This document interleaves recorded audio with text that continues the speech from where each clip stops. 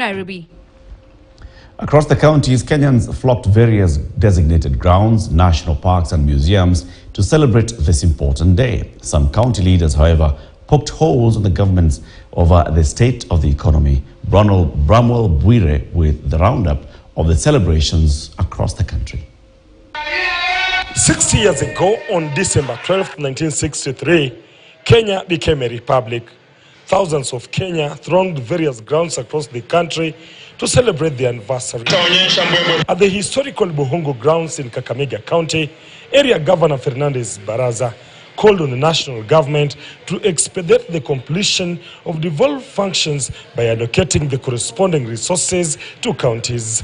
And in the spirit of Jamhuri, I wish to appeal to the national governments to complete the unbundling of devolved functions together with the attendant resources so that we have fiscal responsibility of resources following functions. In central Kenya, governors who led the celebrations had divergent views on how President William Ruto's led government was running the country. From the privatization debate to the high cost of living, the leaders gave their opinion. Nimejitolea kuenda kuongea na Mheshimiwa Rais ya kwamba MRM kama serikali kuu haitaki kuendelea kukua ndani ya MRM management, hiyo 55% ipewe shares za farmers. Watu wa Kirinyaga ndio wakuwe wana 100% ownership ya MRM.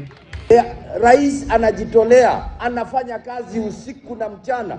Rais wetu saa 12 ameamka, saa 6 za usiku hajalala akingangana kutengeneza taifa hili. Lakini watu wengine wameonelea ni kana kwamba kuna mchezo pale, wanazembea, stima zinapotea hapa, generator tunaambiwa hiki, kesho ni hivi. Tutoe kitu tutoe ile inaitwa ushuru, tunyone kama tunaweza jitegemea, lakini imekuwa ngumu sana. Na ndio tunasema lazima tujikakamue tukiwa Kenya kwanza. Lakini kwa sababu Mkenya amefika saa hii, sioni kama ikiendelea tena mwaka moja ama mbili, sioni kama bado tutakuwa tumesimama. Kwa hivyo kama serikali mpaka tufanye bidii tuhakikishe kwamba ile tunaita the cost of living for Kenyans has come down.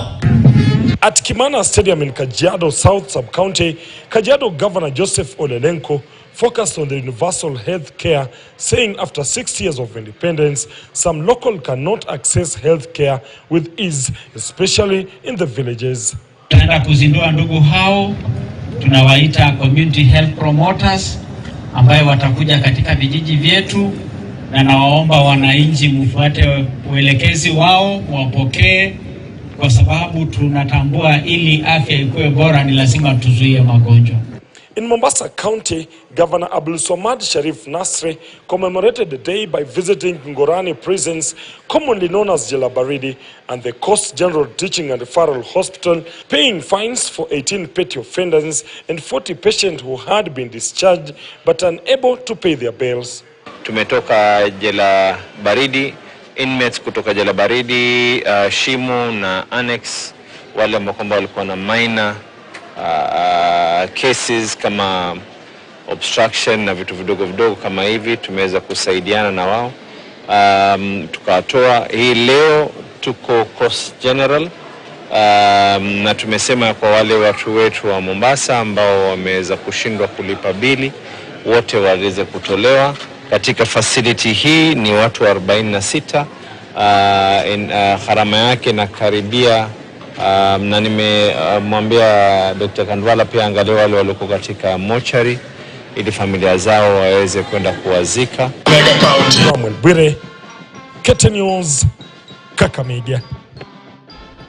And away from Jamhuri Day celebrations, residents of Matumbei in Endebess, Trans Nzoia are a worried lot